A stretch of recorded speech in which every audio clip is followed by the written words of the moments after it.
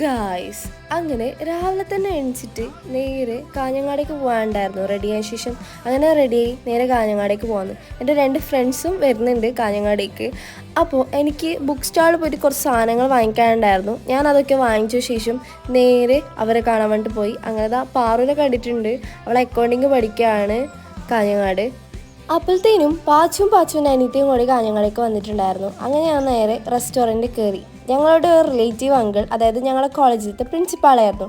സാറിനെ കണ്ടപ്പാട് നമുക്ക് ഫുഡ് കഴിക്കാൻ വേണ്ടിയിട്ട് 500 രൂപ തന്നു. അങ്ങനെ നേരെ റെസ്റ്റോറൻറ്റ് കയറിയിട്ട് ബിരിയാണി കഴിക്കാമെന്നുള്ള പ്ലാനിലായി.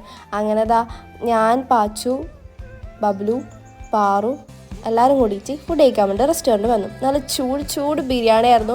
അതേപോലെ സൂപ്പർ ടേസ്റ്റ് ആയിരുന്നു. ചിക്കനൊക്കെ നല്ല ഭയങ്കര സോഫ്റ്റ് ആയിരുന്നു. അങ്ങനെ ബിരിയാണി വന്നു. ഞാനും പാച്ചും എല്ലാവരും കൂടിയിട്ട് ബിരിയാണി കഴിച്ചു. നല്ല അടിപൊളിയായിരുന്നു. പക്ഷേ ഇതിൻ്റെ ലാസ്റ്റ് ഒരു ട്വിസ്റ്റ് ഉണ്ടായിരുന്നു. അത് ഇതിൻ്റെ ഒരു ഹാഫ് പോർഷൻ എത്തുമ്പോൾ നിങ്ങൾ കാണുന്നതായിരിക്കും. അങ്ങനെ നല്ല രീതിയിൽ ഫുഡൊക്കെ കഴിക്കുന്നുണ്ടായിരുന്നു കേട്ടോ. ലൈമും വന്നിട്ടുണ്ടായിരുന്നു അതിൻ്റെ ഇടയിൽ. നല്ല അടിപൊളി ഫുഡായതുകൊണ്ട് ബബുലും അതിൻ്റെ ചിക്കൻ്റെ കാല് വരെ വെച്ചിട്ടുണ്ടായിട്ടാ പച്ച തിന്നുന്നുണ്ടായിരുന്നു.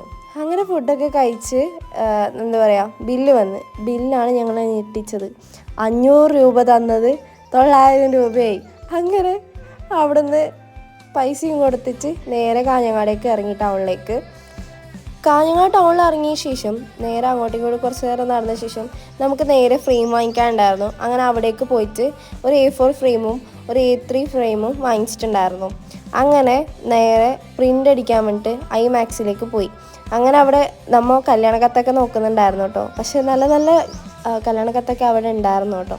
അതെല്ലാം കണ്ടിട്ട് നമ്മൾ പ്രിൻ്റ് വരാൻ വേണ്ടിയിട്ട് വെയിറ്റ് ആക്കുന്നുണ്ടായതായിരുന്നു.